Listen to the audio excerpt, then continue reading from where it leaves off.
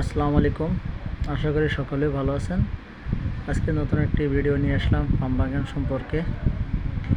পাম বাগানে আজ কয়েকটা তথ্য দেবো, যেগুলো আমরা যে প্রবাসে কাজ করি, অনেকে প্রশ্ন করে আসলে ভাই পাম বাগানের ভিতরটা কেমন।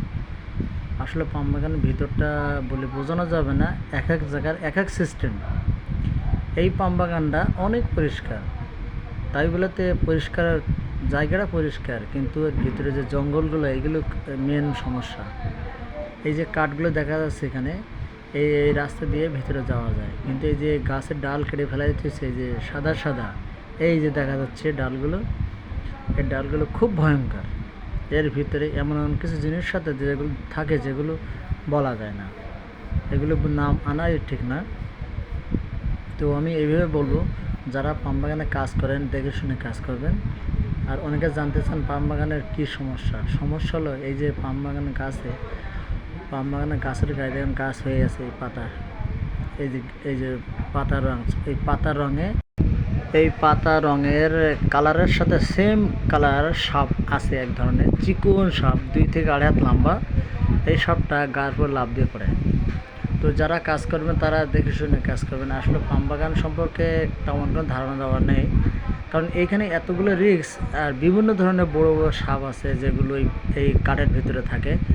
তো যারা মালয়েশিয়া কাজ করেন বা কাজ করতেছেন, তারা দেখে শুনে কাজ করবেন, কারণ এর ভিতরে যে সাপগুলো থাকে এগুলো খুব ভয়ঙ্কর, কিন্তু এরা কারো ক্ষতি করেন। যতক্ষণ ওদের আঘাত না হয় ততক্ষণ আপনার ডিস্টার্ব করে না। এরা আমার বন্ধু বান্ধব, এরা আমাদের রুমের পাশে বেড়াতে আসছে বাগানে। আমি ভিডিও করতে আসলাম, তো ওনারা সাথে আসছে।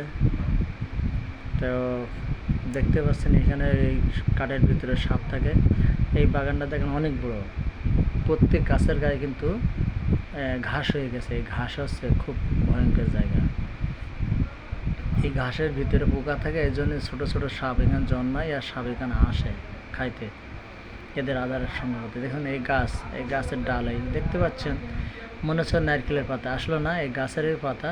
এই গাছের পাতার যখন ডাল কাটে তখন এরা কেটে এখানে থুয়ে যায়, এটা পুঁচে আপনি মাটিতে সার হয়ে যায়। তো এই জায়গাটার ভিতরে অনেক ভয়ঙ্কর। আর আমি বিশেষ করে বলে, পাম বাগানের যে ফল, এই কাটার অনেক ফ্যাসিলিটি। আমার একটা ভাইপো কাজ করে, এই ফল কাটার কাজে প্রচুর লাভ। এই যে ফল দেখতে পাচ্ছেন কি হয়ে আছে গাছে, আল্লাহর নিয়ামত যে এই গাছের পাম বাগানে এত ফল। মালয়েশিয়ার এত উন্নত এই ফলের কারণে মালয়েশিয়া এত ডেভেলপ।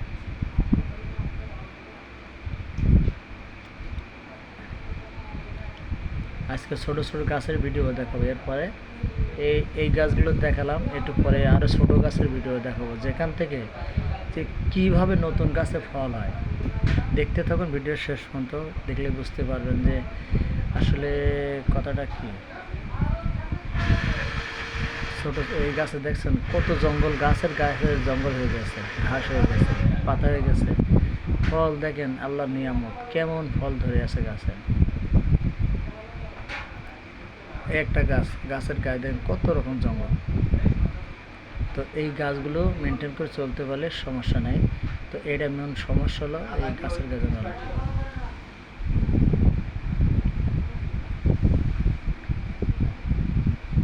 দেখতে পাচ্ছেন গাছের গায়ে গাছ হয়ে গেছে, এই গাছের হলো সমস্যা। তো এই পাম বাগানের এত উন্নত মালয়েশিয়ার কী বলবো। এই বাগানটা অনেক পরিষ্কার জায়গা, কিন্তু এর মধ্যে অনেক রিস্কের জায়গা।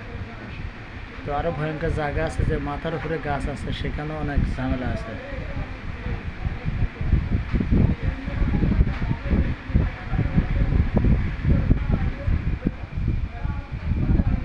এই পাম বাগানের পানি ড্রেন দিয়ে চলে যায়, এই ড্রেনে কিন্তু প্রচুর মাছ থাকে।